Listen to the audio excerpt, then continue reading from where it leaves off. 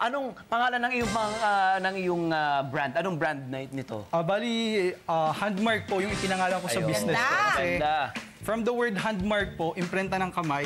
Bali, 2 words po kasi siya, handmade. Tsaka mark po kasi yung pangalan ko. Niya eh. Opo, talaga. Gusto ko sa lahat po ng mga ginagawa kong arts, mga sa crafts ko po. Gusto ko pong ma-incorporate yung sarili ko. Totoo naman. Yung marka ko po sa paggagawa ng mga ganito. Kasi sinishare mo rin ang iyong skill at ikaw mismo doon sa mga trabahong ginagawa mo or sa mga gawang ginagawa mo. Nako, eto, saan mo binibenta itong mga produkto Ayun mo po. ito? Bali, binebenta ko po siya una. Nag-start po kasi ako pandemic po noon. So, second year college po ako noon. Inopen ko po siya online. So, nagbebenta po ako through Facebook. Mga online shopping platform po. Doon po ako una. Then, nung bumaba na po yung mga restrictions, na wala po yung mga restriction, medyo bumalik na po tayo sa normal. Bumawi si Mark. Oo, sabi ni Mark, kala nyo ha.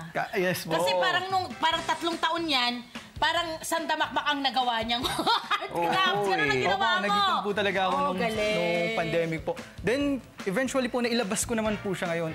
Tuwing may mga, sa tourist spots po, sa Baler. Yes! Kung mapapatpad po kayo sa Baler, talaga sa mga beaches po doon, talagang mabenta po yung mga ganitong, sa mga turista po. Then, kapag may mga bazaar po, yun. Yes. Talagang sugi Nandun po. ka rin. Ayan po, opo. Sugi po rin Ayan talaga ako. lagi siyang nandun naglalatag lang siya Ayan po. ngayon ng parang mat. Tapos doon Masipag niya si inilalagay ang lahat ng kanyang produkto. Ayun, kinukuyog na siya, my friend, ng mga Yes po. suke. Mga turista po. customer, mga Dinudumog na turista. siya.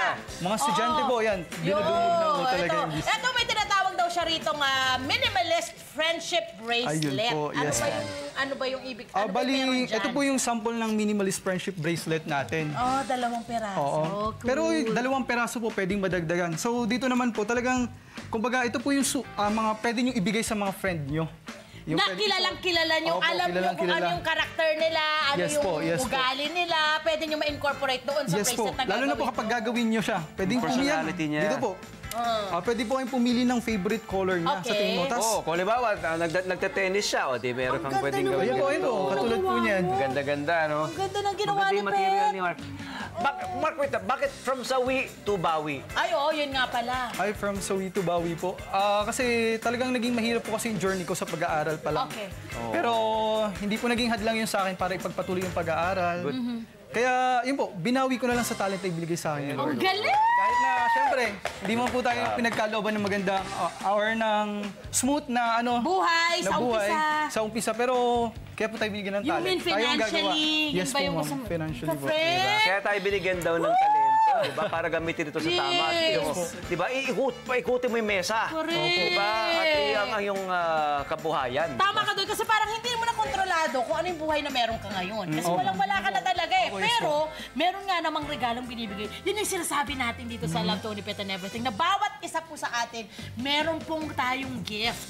Meron po tayong talent, may skill tayo, may kanya-kanya. Kailangan mo lang alamin ano yun para magamit mo, para magkaroon ka ng ganito. Tama. At ito pa, magna cum laude graduate. Ito, magna cum laude ito. Anong kurso, bro? Bali, ang kurso ko po ay Bachelor of Arts in Journalism Ayun po. naman. Wow! Pwede rin. O, mag-use anchor ka na rin, ha? Pwede rin po. Ganun din. Oo naman. Yes, po. Congratulations. Thank you po. Amazing. Kailan ka nag-graduate? Bali, graduate po ako last September po. Last September 26 po. Thank you po. Salamat po. Siya ang boy na Bagong halimbawa na kung gusto, may paraan. Yes, Kung diba? ayaw, maraming Nakapagtapos dahilan. na nga, di ba? May fallback pa. Meron ng may negosyo umatikabo. Yes po. Ganun yun. O, bari mo bang i-share sa amin? Anong Kinilig naman ako sa ating kwento produkto mo. rito? Eto na. Minimalist daw Paano na ba to? Ngayon po, friendship ngayon po bracelet. gagawin natin yung friendship bracelet po Okay, natin. sige. So yung mga materials na kailangan po natin, unang-una yung string. Pwede po tayong gumamit, ito po yung may iba't ibang string natin. May colorful string po tayo. Tsaka ito naman po. Tapos? May string. Then, ito pong string na to, pwede nyo pong, depende yung sa size. Pwede nyo pong sa desired size po nung pagbibigyan nyo. Pero ang gagawin naman po natin ngayon ay adjustable na friendship bracelet po. Okay. So, itong sige, tuloy mo lang, my Yes friend. po. Habang So, ang nagtatanong itinuturo siya. ngayon ni Mark ay hindi lang itong bracelet na to, no? Pati yung tips din, baka mari mo na rin i-share sa kanila. Ano pa ang mari mong maging puhunan, magkano, paano ka nag-umpisa, Ay, oo, yung para mga ma-share mo sa mga ganyan. gustong magkaroon ng Yes ganitong po. negosyo. Bali, nung nag-start po ako, nag-umpisa po ako sa puhunan na 3,000 pesos po. Okay. So yun po, sa 3,000 na po yun, nagmula po siya or nanggaling po siya sa ipon ko nung tumatanggap po ako ng mga art commissions. Wow. So gumagawa rin po ako ng mga digital portraits, tumatanggap din mga painting, tsaka mga school projects po. Sa Aurora to? Sa Aurora po, sa Aurora po. Okay. Then next naman po, sa tulong po ng kaibigan ko rin. So nabuo po namin yung puhunan. Then ayun po, nakapag-set up po ako nung sa resin naman po. So out from resin, nakapaggawa po ako ng mga personalized keychains po na pwedeng pangregalo po. Pangregalo sa in all occasions po, pwede po Ito siya. yan, lahatin na natin. Tingnan mo, kasi nag-venture siya mula sa simple mga paggawa ng bracelet. Alam mo, my Keychain, friend, bookmark, natutuwa ako sa kanya na pick sa gitara. parang sinasabi niya kanina na parang hindi naman niya agad nakuha yung puhunan niya na malaki agad. Hindi po agad. Opo. Kumbaga, nag-isip siya ng paraan pa rin paano makapagkaroon siya ng puhunan. So talaga, kailangan ng diskarte, ano? Yes po, diskarte po talaga. Hindi Ito na siya rin ang gumagawa. Ganda po eh, oh. Malambot to. Ano Yes material? po. Bali, yung isa naman po, ito po kasi inspired sa K-drama na pinanood ko naman. Okay. Bali, ito naman po, gawa sa air dry clay naman po siya. Ito po yung air dry clay, pwede rin po siya sa mga chikiting. Sa mga bata po, pwede itong gawin. Kumbaga, para lang ma-enhance po yung kakayanan or yung art Yes. nung bata, yung creativity po nung bata. So pwede po yung air dry clay. Hindi naman po kailangan ng mga oven dyan. Talaga natutuyo po siya sa pamamagitan lang po ng Tsaka air. hindi toxic. Hindi rin po toxic. Kaya maganda rin po siya, ma'am. Ay, Ganda, naku, oh. pero ginagawa na. Ayaw po. Ginagawa Yan, niya tuloy yung natin, ano. tuloy natin. Yan, Ginagawa gagawa lang po niya, tayo ng ayan. sabon. So yun po, sa string, after po ng string, kailangan din po natin ng mga beads para sa ating minimalist friendship bracelet po. Then sa pagpili naman po ng kulay, katulad po nung nabanggit ko kanina, pwede po kayong pumili ng favorite color. Or sa tingin mo may something or may connection po sa inyong dalawa ng friend mo. Then yun po, simple lang po, sobrang simple lang po nung ano natin para magawa din ng mga kabataan. Okay. Magawa din ng mga bata. Nasa Kung pagka hindi ma-intimidate, my friend, Yes parang uumpisan mo pa lang naman sa ano eh, pagiging minimalist. And then, in the long run, parang magiging ganyan na. Nakita mo siya kung yes paano po.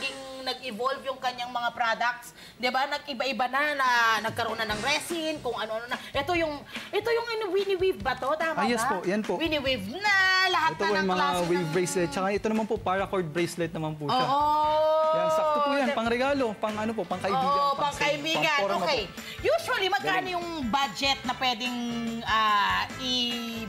laan para sa mga ganito, di ba? Sa mga ganito po, halimbawa po dito sa ating friendship bracelet. Oo. So dito po, ang kagandahan po kasi dito, may mga tingi po tayong beads na pwedeng bilhin. Oh. Kaya nagre-range lang po siya siguro kahit 500 po. Makakapag-start na po tayo ng mga minimalist na accessories natin na pwedeng ibenta. So kailangan lang naman po natin doon ng string, ng beads, at saka po ng mga ng iba pa pong accessories or pendant po. And then sa isang bracelet, yung minimalist friendship bracelet na ginagawa mong yan, magkano mo maaaring ibenta yan? May bebenta po siya from 65 to 100 pesos. Tapos pwede pa pong tumaas yun. Depende po sa bilang nung bracelet na may ibebenta or kukunin. Alam mo, my friend, parang pwede to doon sa mga, halimbawa, sa mga kaklase mo. Di ba? Gusto Opo, mo lahat yes sila po. mabigyan ng Regalo. gift, di Opo. ba? Panalo to. Hello po mga Kanet 25! Si Kuya Tony Pet po ito mula sa Love, Tony Pet and Everything. For more Love, Tony Pet and Everything updates, just click on our subscribe button and follow us on our Net25 social media pages at Net25 TV and at Net25 Entertainment Facebook. Magkita-kita po tayo!